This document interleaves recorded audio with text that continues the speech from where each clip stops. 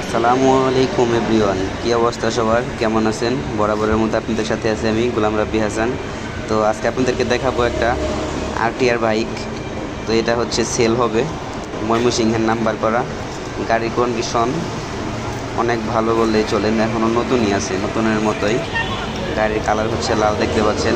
গাড়ি running 28,000 kilometre. তো হচ্ছে ইঞ্জিন সাউন্ড একবার শুনুন,